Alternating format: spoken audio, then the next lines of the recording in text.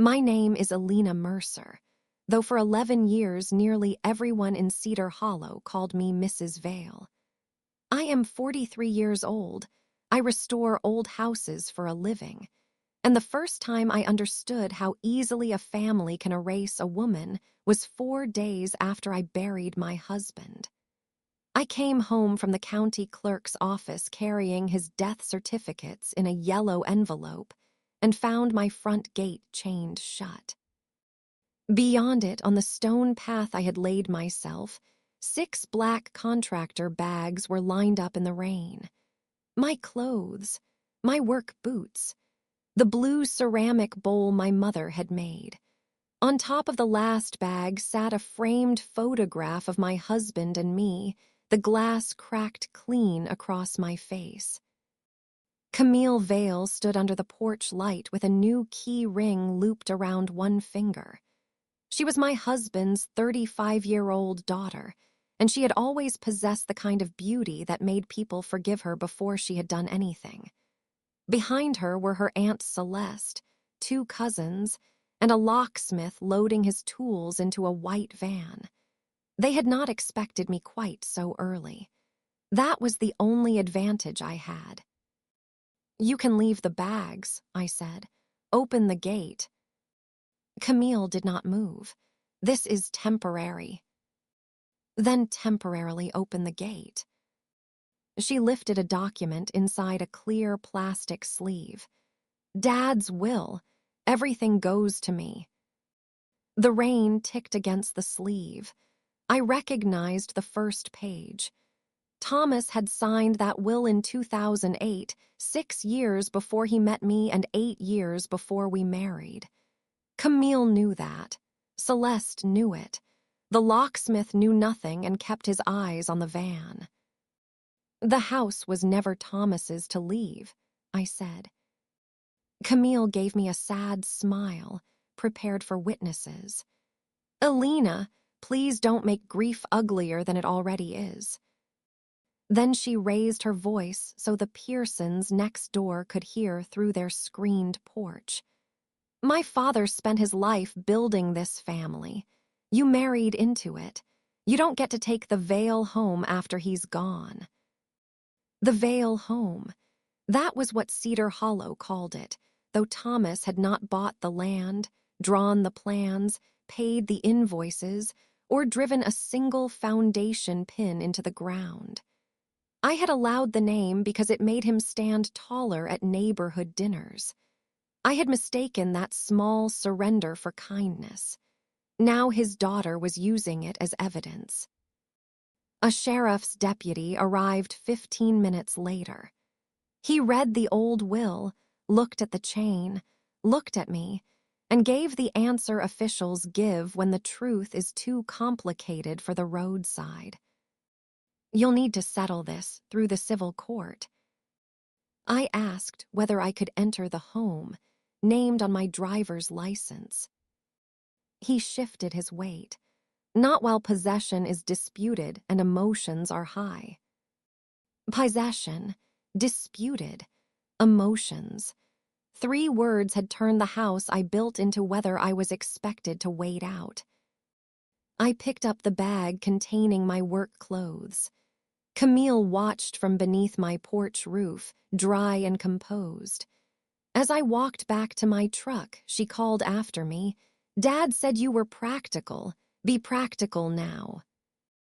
I put the bag in the passenger seat and closed the door gently.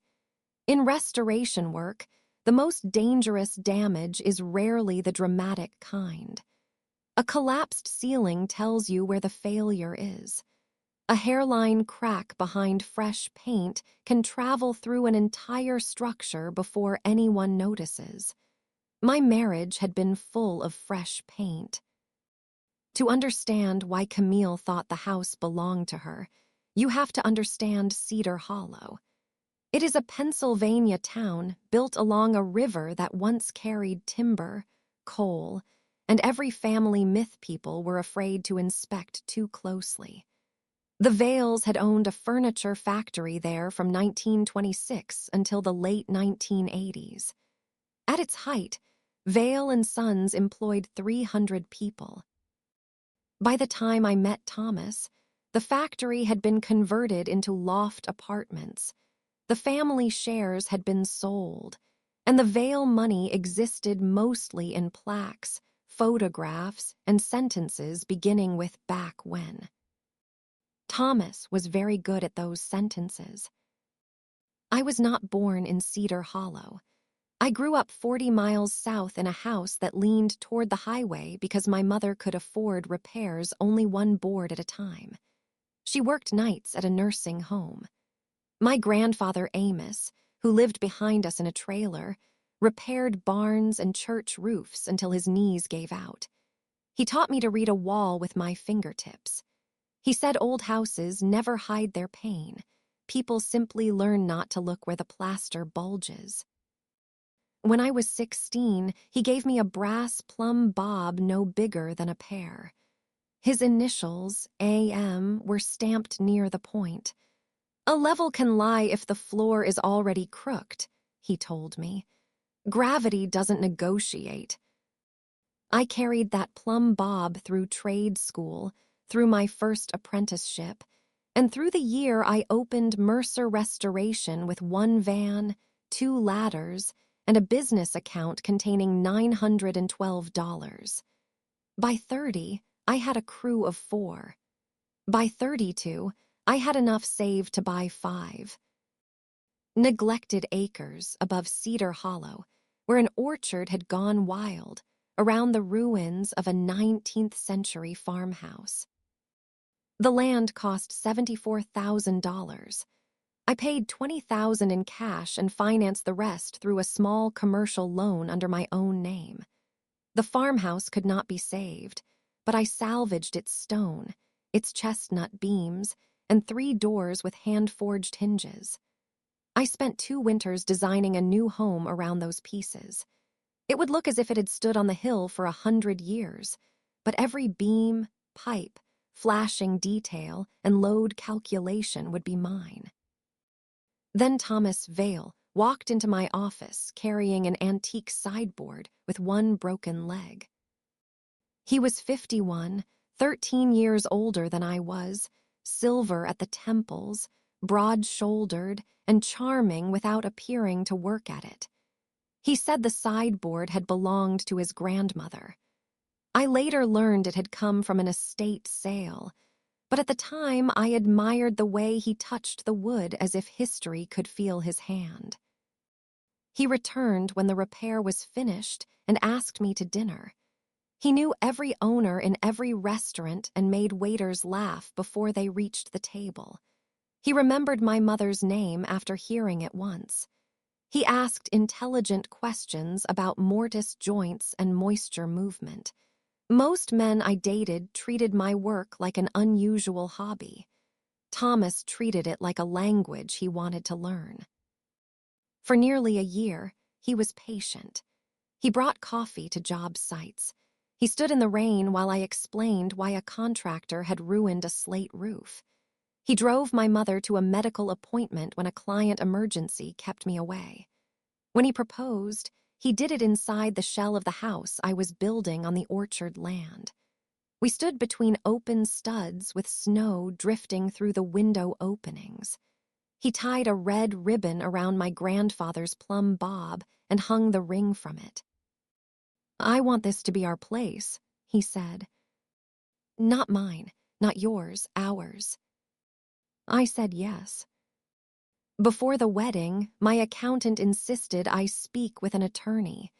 The land was mine, the business was mine, and most of the construction costs would pass through Mercer Restoration. The attorney recommended a prenuptial agreement and a separate property schedule. Thomas signed without complaint. "I'm marrying you," he said, tapping the papers, "not your lumber." That line became one of the stories people loved about him. I told it often. I did not tell anyone that he had not read the financial exhibits.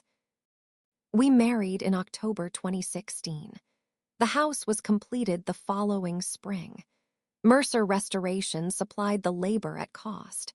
I paid for materials from my savings and a business construction note.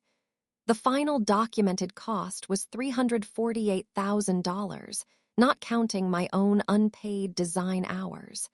The deed remained solely in my name. The mortgage remained solely in my name. The property taxes, insurance, utilities, and maintenance came from my accounts. But the brass plaque Thomas ordered for the gate said Vale House. I laughed when I saw it. That sounds like a museum. It sounds rooted, he said. He looked so pleased that I let it stay. Each time the story bent, I told myself the structure was still sound. Camille was 24 when Thomas and I married. Her mother had died when Camille was 17, and the loss had hardened the entire Vale family around her. Every disappointment became another reason not to ask too much of her. She tried real estate, event planning, boutique fitness, and luxury staging. Each career lasted long enough for the family to print business cards. Camille never insulted me directly in those early years. She was more skillful than that. She called the house Dad's place. She asked whether I planned to change our family Christmas traditions. She brought friends for weekends without asking because Dad said family never needs an invitation. When I corrected her, Thomas would squeeze my hand beneath the table and later say, "She has lost enough. Let this one go." I let it go. That phrase became the quietest room in my marriage, and we furnished it together. Thomas died on a Monday morning in late September. He was in the parking lot of the Historical Society, carrying folding chairs for a fundraiser, when an aneurysm ruptured without warning. By the time the ambulance reached the hospital, he was gone. Cedar Hollow mourned him as if a public building had burned. People brought food in dishes labeled with masking tape. The newspaper ran a photograph of Thomas at a ribbon cutting beneath the headline, "A Steward of Our Town." Men who had borrowed money from him praised his generosity. Women he had charmed at committee meetings told me I had been lucky. I stood in our kitchen receiving condolences while Camille moved through the room's opening drawers. I noticed. I said nothing. At the funeral, the Vale family reserved the first 2 pews. Celeste arranged the seating and placed Camille beside the aisle. My name W. as printed on a card in the second pew behind them. When I asked, Celeste touched my arm. Camille needs to feel surrounded by family. I was Thomas's wife. I had signed the hospital forms. I had selected the casket. I had slept beside him for 11 years. But I saw the people entering the church, the attention turning toward us, and I chose silence again. Thomas was carried past me, while I sat behind his daughter. The pastor spoke about legacy. Camille cried into a linen handkerchief. Celeste held her shoulders. I stared at the back of the pew and remembered Thomas standing inside the unfinished house with snow on his coat, promising hours. 4 days later, the gate was chained. That night, I slept in a vacant carriage house my company used as a client showpiece. It had heated floors, perfect lighting, and no food except coffee pods and a jar of decorative pasta. The bed had been staged with 12 pillows. I pushed 11 onto the floor and lay awake beneath a blanket that smelled like a department store. The next photograph was the front gate with the brass Vale House plaque. I enlarged it until the letters filled the screen. Then I deleted the picture. At 7, my operations manager, Della Ruiz, arrived carrying breakfast and anger. Della had worked with me for 9 years. She was small, exact, and incapable of being intimidated by anyone whose shoes cost more than their cents. She put a breakfast sandwich in front of me and said, "Eat, then call Miriam Sloan." Miriam was a property attorney known for making complicated people sound simple in court. By 9:30, I was in her office with the old will, the prenup, the deed, and rainwater still drying on my boots. She read everything without interrupting. Then she removed her glasses. "The land is yours. The residence is yours. Your husband had no recorded ownership interest. The will cannot transfer property he did not own." "Then why can't I go home?" "Because legal ownership and physical control are different problems. Camille took control. We have to obtain an order restoring possession." "How long?" "Several weeks if she fights, less if she develops judgment." I almost laughed. Miriam slid another document toward me. Camille had filed a petition in probate court that morning seeking appointment as personal representative of Thomas's estate. On her preliminary inventory, she listed the house, the orchard acreage, and associated family furnishings as estate assets. "She filed before the funeral flowers wilted," I said. "She was prepared." The words landed harder than the lock. Miriam pointed to the inventory. "This claim will fail, but until the court removes the property from the estate, title companies and lenders may treat it as disputed." I owned a restoration company with 12 employees, 3 active projects, and payroll every other Friday. 2 clients owed us large progress payments, but one had delayed inspection, and the other was disputing a change order. Ordinarily, I would have opened a temporary line of credit against the house. The house was my strongest asset. Camille's false filing had not given her ownership. It had made my ownership difficult to use. I signed the engagement letter. At the bottom, beside client name, I started to write Elena Vale. My hand stopped after the V. "Elena Mercer," I said. Miriam made the correction without looking up. By the end of the week, Cedar Hollow had received the Vale version.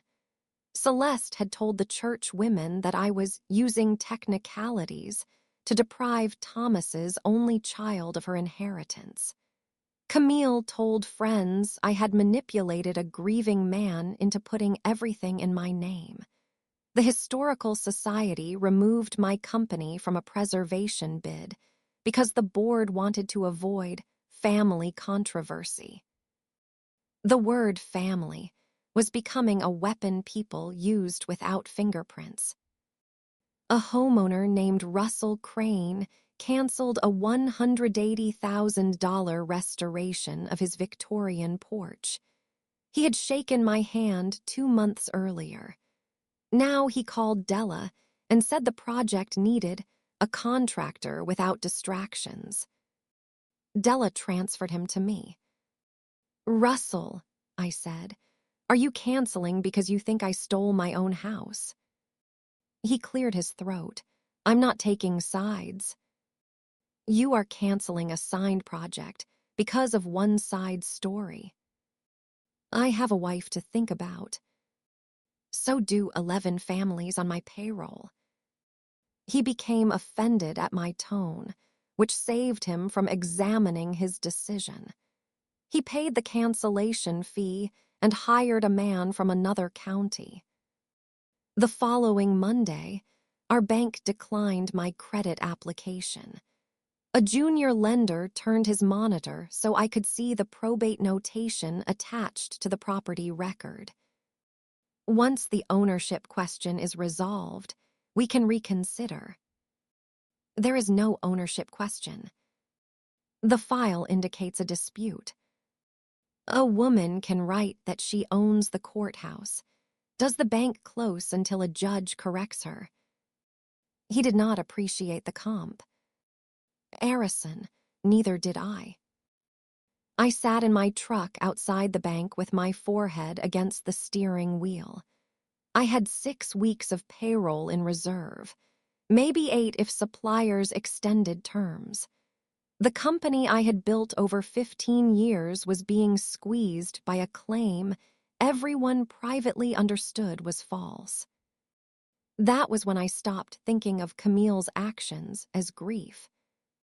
Grief does not hire a locksmith, prepare an inventory, contact the newspaper, and freeze collateral. Grief may explain cruelty. It does not organize it. Della and I spent the next 2 days opening storage cabinets and loading our conference table with records. Mercer Restoration kept documentation for every project: proposals, invoices, permits, timesheets, photographs, inspection reports, bank confirmations.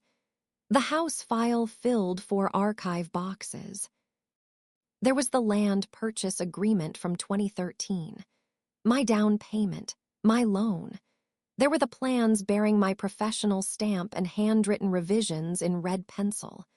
There were 46 supplier invoices, payroll records for the crew that raised the framing, canceled checks, the final certificate of occupancy, 11 years of tax receipts, 11 insurance renewals, septic repairs, chimney work, storm damage, the new boiler, every cost paid from accounts bearing my name or my company. Della stood at the end of the table and said, "This is not a house file. This is a confession from arithmetic." I ran my fingers over the plan set. In the lower right corner of every sheet was the title, Mercer Residence. Not Vale House. Mercer Residence. I had forgotten because I had spent years helping everyone else remember it differently. Miriam obtained a court-approved visit so I could retrieve personal belongings. I was given 45 minutes, accompanied by the same deputy who had watched me leave. Camille opened the gate but not the front door. "Your things are in the workshop." "My clothes are inside." "I packed what was obviously yours." That sentence revealed more about our family than any will could have. In 11 years, Camille had decided which parts of my own home were obviously mine. The workshop smelled of dust and cedar. Boxes were stacked beside the bench. My mother's dishes had been wrapped in old newspapers.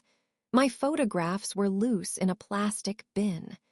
Thomas's belongings remained inside the house, now guarded as Vale property. Even the wool coat I had bought him for our anniversary hung in the hall where I could see it. I worked without speaking. The deputy checked his watch twice. Then I noticed the plum bob hanging above the bench. Camille had left it because she had no idea what it was. The brass had darkened, and the old AM initials caught the window light. I took it down.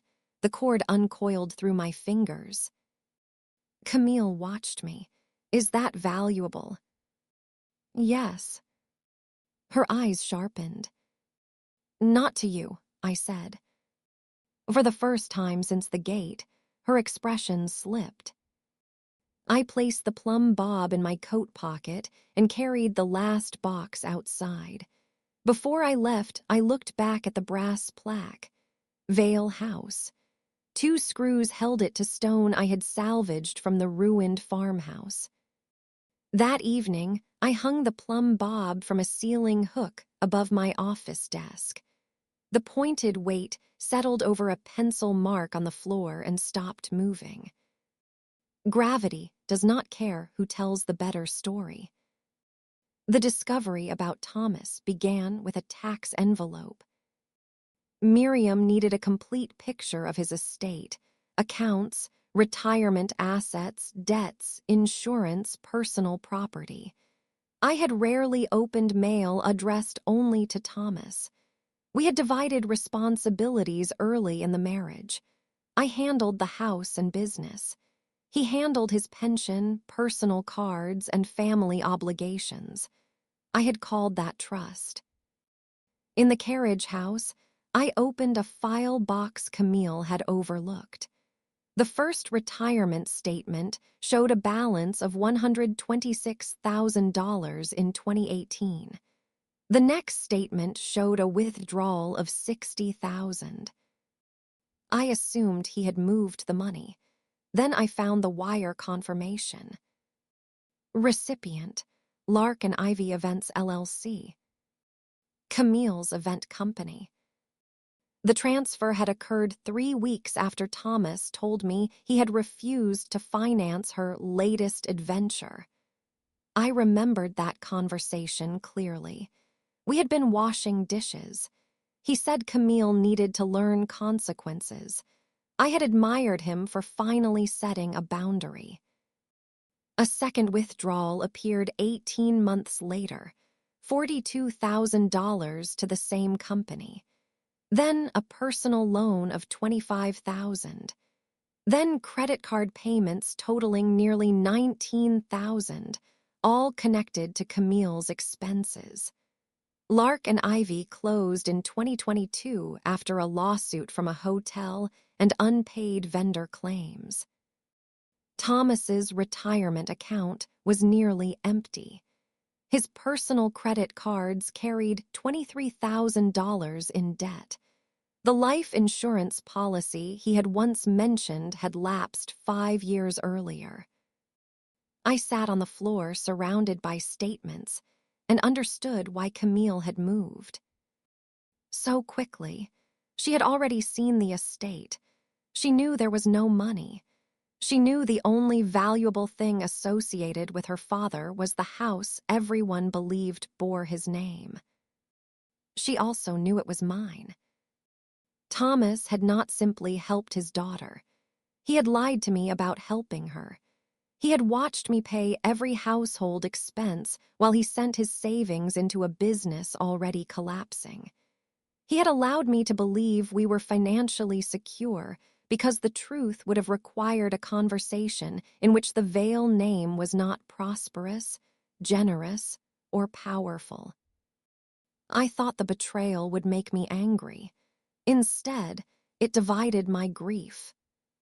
There was the Thomas who sat beside my mother's hospital bed reading mysteries aloud when she could no longer keep her eyes open. The Thomas who kept peppermint candies in his coat for children at church. The Thomas who knew exactly how I liked coffee and never once mocked me for crying when an old house was demolished. And there was the Thomas who protected Camille's image with our marriage. The Thomas who let me carry every practical burden while he quietly financed the illusion that his daughter was succeeding. The Thomas who watched the town call my work his legacy and accepted the compliment because correcting it would have exposed how little of the old Vale fortune remained. Both men had existed. Loving one did not erase the other. I cried until dawn, not because the money was gone, but because honesty had never been offered to me as part of the marriage. I would have helped Camille if Thomas had asked. I would have argued, set conditions, demanded a plan, perhaps still written a check. He had denied me even the dignity of disagreement. At sunrise, I called Miriam. "We file everything," I said. She was silent for a moment. "The financial records will become public unless the court seals them." "I know." "This town will read them." "I know." "Thomas's reputation will change." I looked at the plum bob hanging over the mark. "His reputation has been living in my house rent-free for 11 years, I said. "It can pay something now." The filing went in on a Thursday. By Friday afternoon, the Cedar Hollow Ledger had posted an online story titled Vale Heiress and Widow Clash over Historic Family Home. Historic Family Home. The reporter had photographed the gate plaque and quoted Celeste, saying Thomas had devoted his life to preserving the Vale heritage. No one from the paper had called me. Della called them. She did not yell. Yelling wastes facts. She emailed the editor the deed, the permit history, and the first page of the construction contract. An hour later, the headline changed to "Ownership Dispute Surrounds Hilltop Residents." The correction appeared at the bottom in letters small enough to require faith. But the documents were public, and Cedar Hollow is a town where people may ignore a correction, yet read probate filings for entertainment. By Sunday, the numbers had traveled farther than the original headline. Celeste called that evening. "You made his private failures public." Camille listed my private property as hers. She was grieving. So was I did not steal her apartment. Celeste inhaled sharply. "You could have handled this within the family." "I tried. Your family put my clothes in garbage bags." "That was an emotional mistake." The probate filing was typed. She changed tactics. Thomas would be ashamed. This hurt because it might have been true. Thomas had feared exposure more than he feared debt. For 11 years, I had confused protecting him from shame with loving him. "He should have been more afraid of what he did than of people knowing," I said. Celeste ended the call. The next morning, I lost another project. That afternoon, I gained something more useful. Samuel Pike, owner of Pike Architectural Salvage, came to the office in person. He had supplied materials to my grandfather and had extended my first business credit line when no bank would. He placed a folder on Della's desk. "Your account is on 90-day terms until this is over." I stared at him. "Sam, that is too much exposure." "You have paid every invoice in 15 years. "That doesn't mean this quarter will be easy." "No, it means I know the difference between risk and gossip." I gathered my crew in the workshop. I told them about the canceled contracts, the bank, and the legal timetable. I told them anyone who wanted a steadier job could leave with a strong recommendation. No one moved. Mason Lee, my site supervisor, leaned against a work table. "We restored that house. Camille visited twice, once for a party and once because she wanted to know why the guest room wasn't bigger." The crew laughed. Then Mason became serious. "We know who built it." Those 4 words steadied me more than every condolence I had received. The probate hearing was scheduled 12 days later.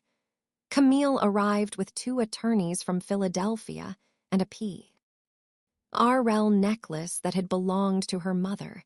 Celeste sat behind her. 3 Vale cousins filled the second row. They had given me that row at the funeral. In court, I chose the front. Judge Evelyn Hart was known for impatience with adjectives.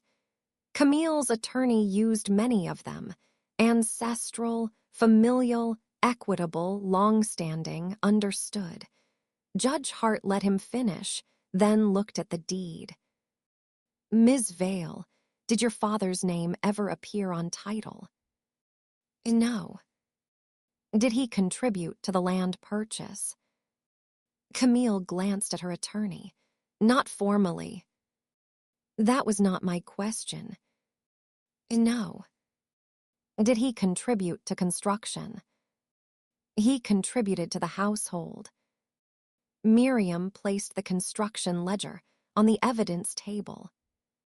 Judge Hart turned pages. I see invoices from Mercer Restoration, payments from Ms. Mercer, and a mortgage in Ms. Mercer's name. Do you have contrary records? Camille's attorney said. The family's understanding was.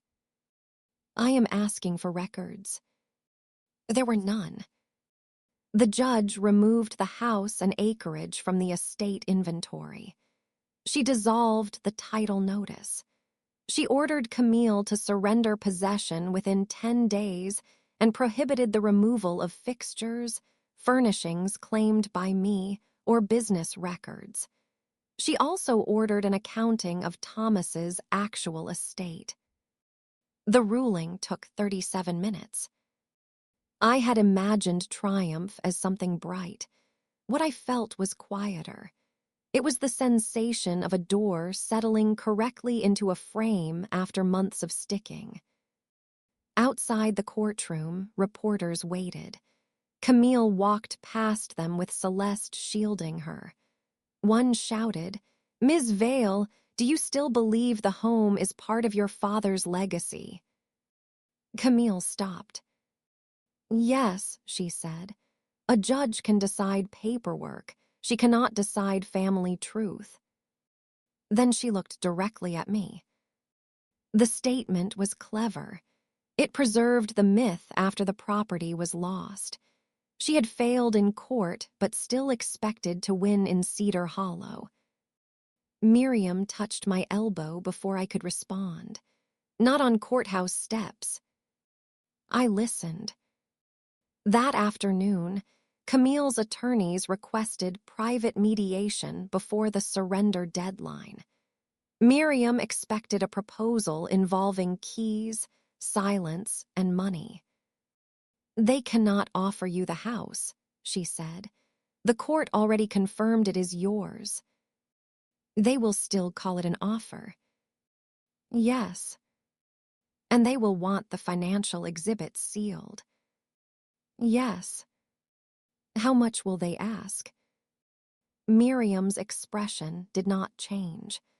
Enough to let Camille say she received an inheritance. The proposal arrived the night before mediation. It was 13 pages long. Camille would leave the residence within 48 hours. She would withdraw all remaining claims. Both sides would release one another from future litigation. In exchange, I would pay her $75,000 as a family legacy accommodation. We would issue a joint public statement saying the residence represented Thomas Vale's lifelong commitment to family, preservation, and community.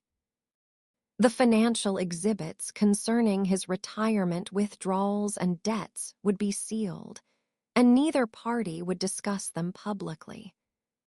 They wanted me to purchase my own reputation from the people who had damaged it. The most revealing sentence appeared in paragraph 9.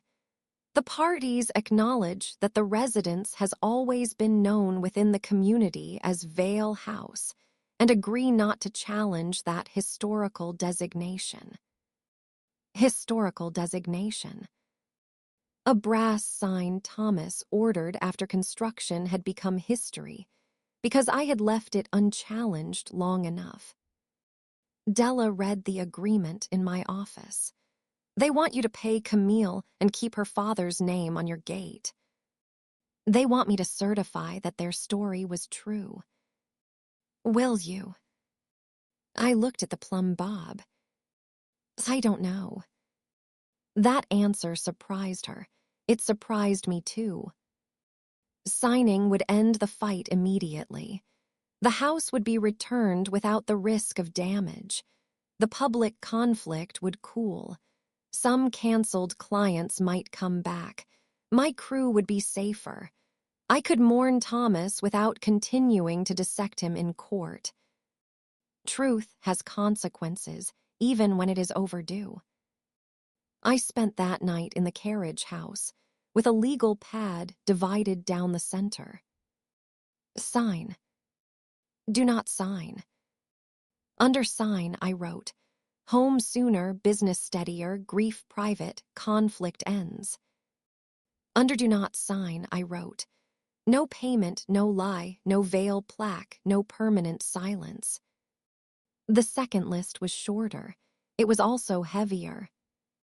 Near midnight, I took the plumb bob from the office and suspended it from the kitchen light fixture. It hung perfectly still over the seam between two floorboards. My grandfather had once shown me how a wall could appear straight while leaning nearly 2 inches from top to bottom. The eye adapts. Furniture is arranged around the tilt. Pictures are hung to compensate. Eventually, everyone living their calls crooked normal. For 11 years, I had arranged my life around the veil lean. I thought of the funeral, th.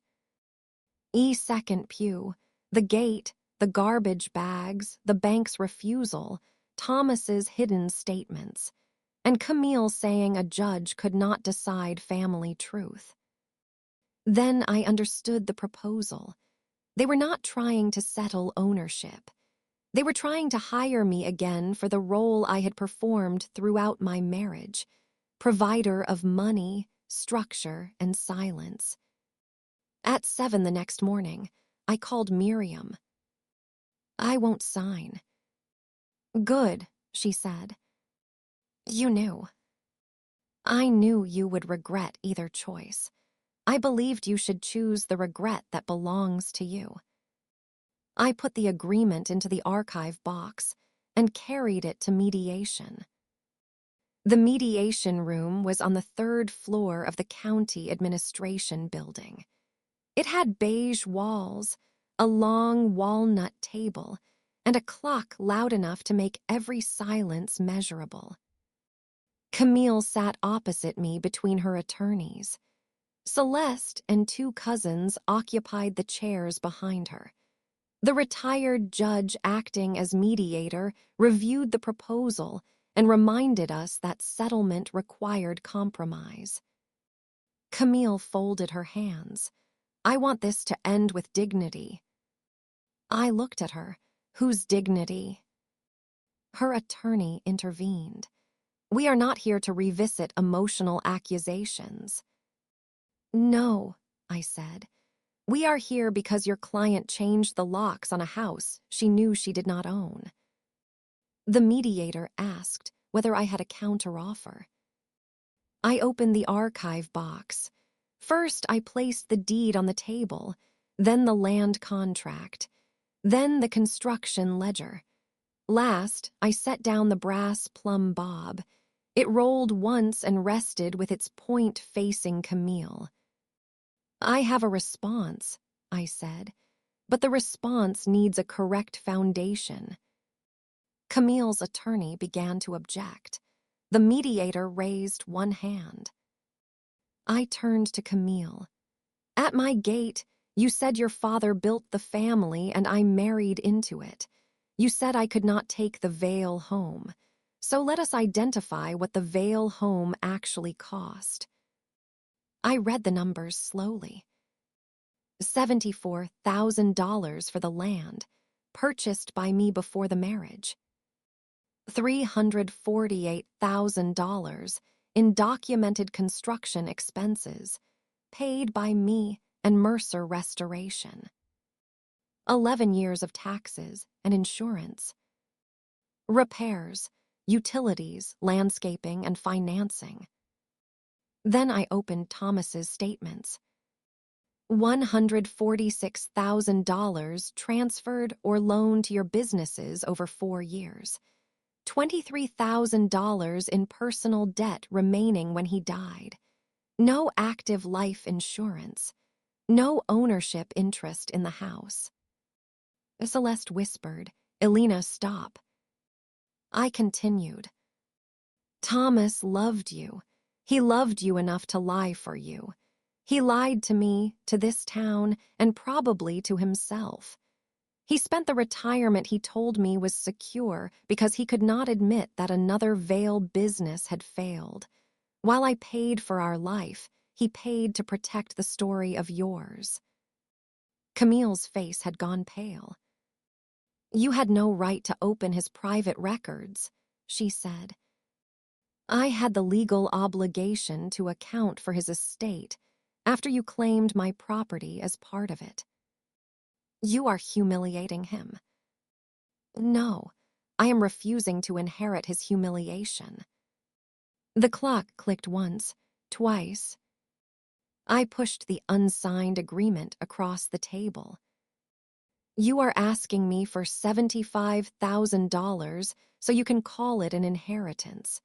You are asking me to praise your father publicly for a house he did not finance. You are asking me to keep his debts secret and preserve a name that your family used to remove me from my own home." Camille stared at the agreement but did not touch it. "My answer is no." Celeste stood. "After everything Thomas gave you." The old reflex rose in me. Explain gently, protect feelings, reduce the temperature. I let the reflex pass. "What did he give me, Celeste?" "A family, a place in this town, respect." I had a family before him. I built the place. And the respect disappeared the moment he died, so apparently it was only on loan. One cousin looked down. The other studied the clock. Camille's voice became very small. "If Dad did not own the house, and the money is gone, what exactly did he leave me?" For a moment, I saw the child beneath the polished woman. She had been raised inside a museum of stories. Every plaque, factory photograph, and family dinner had promised that the Vale name itself was a form of security. She had spent her adult life expecting the promise to become cash. I reached into my bag and placed Thomas's pocket watch on the table. I had found it in the belongings released by the funeral home. Beside it, I placed the key to his old cedar tool chest. "He left you memories I cannot verify for you," I said. "He left you the watch his father gave him and the tools he used with his own hands. He left you the truth about what protecting appearances cost him. What you make from that is yours." She touched the watch. "The house is not." Camille did not apologize. Real life rarely arranges itself that neatly. She stood, gathered the watch and key, and left the room. Celeste followed without Lou. King at me.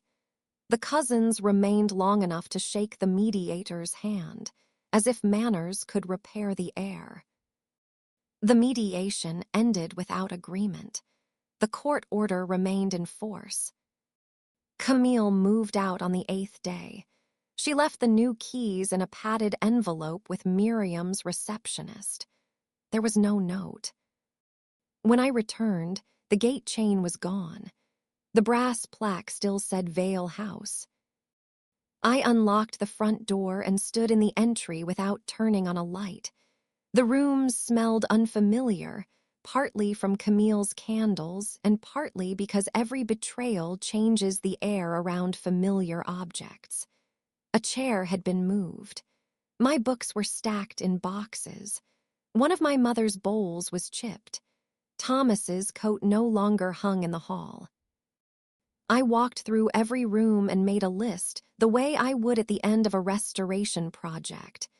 Paint damage, missing hardware, scratched floor, broken bowl, loose cabinet hinge.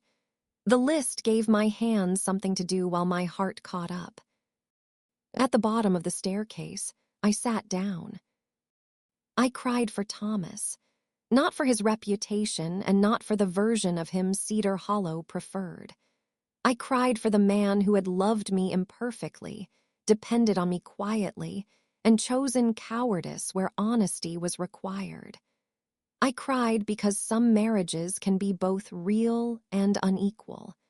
I cried because discovering betrayal does not cancel tenderness. It simply makes tenderness harder to carry. When I finished, I opened every window. Cold October air moved through the house, lifting curtains and clearing the sweet scent Camille had left behind. Then I went outside with a drill. The plaque required 2 screws. The first came free easily. The second had rusted into the anchor and fought me for 10 minutes. When it finally released, the metal sign dropped into my hand with surprising weight. Della arrived while I was patching the holes. "What will you put there?" she asked. "Nothing." She smiled. "That is going to bother this town." Then the town can practice discomfort. The legal fight cost me almost $21,000. 2 clients never returned. 3 others did. Russell Crane called in February and asked whether my spring schedule had room for his porch restoration. "It does," I said, "at the current rate." The current rate was 14% higher. He accepted without mentioning family controversy. Celeste sent 1 Christmas card. It contained only her name. I did not respond. No contact did not feel dramatic. There was no final explosion, no speech on a doorstep. It felt like closing a valve that had leaked for years. At first, I kept listening for the drip.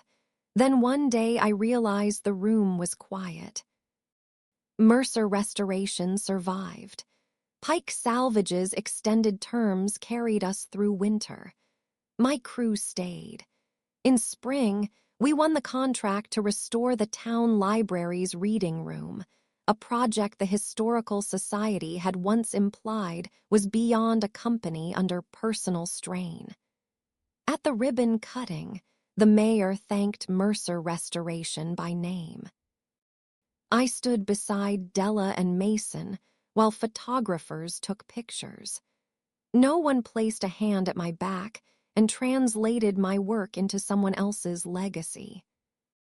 Back home, the brass plumb bob now hangs in the center of the entry where the Vale plaque once reflected through the glass. Visitors often ask what it means. I tell them it belonged to my grandfather. I do not tell the entire story unless they need it. Last month, a 20-year-old apprentice named Nora joined our crew. On her first day, she apologized 3 times for asking questions. By lunch, I told her questions were cheaper than repairs. She pointed to the plumb bob when we returned to the house for blueprints. "Does it tell you whether something is level?" "It tells me whether something is honest about gravity." She frowned, then smiled. I handed it to her. Every structure wants to lean somewhere. Your job is to find out what is carrying the weight before the wall chooses for you. That is what I know now. A family name can be polished until it shines brighter than fact. A marriage can contain love and still ask one person to carry more than her share. Silence can look like grace while it is slowly being converted into permission. And a woman can pay for the land, build the house, sign every check, and still wake one morning to discover that everyone around her has mistaken her generosity for absence. But records remember, work remembers. The hands that raised the walls remember. 4 days after my husband's funeral, Camille Vale locked me out and told me I had married into everything that mattered. She believed my silence was part of her inheritance. It was not. The house on the hill no longer has a family name on the gate. The deed says Elena Mercer. The company sign says Mercer Restoration. My grandfather's brass weight hangs perfectly still in the entry, pointing toward the floor I paid for, beneath the roof my crew raised, inside the life I finally stopped explaining. Gravity does not negotiate, and neither does the truth once you stop holding it back. Share this story with someone who has been carrying a family's reputation at the expense of her own name. Tell me in the comments what you would have done when that gate was chained. Subscribe to @After Silence Stories for more stories about betrayal, hidden truths, and the strength it takes to choose yourself. And I'll see you in the next episode.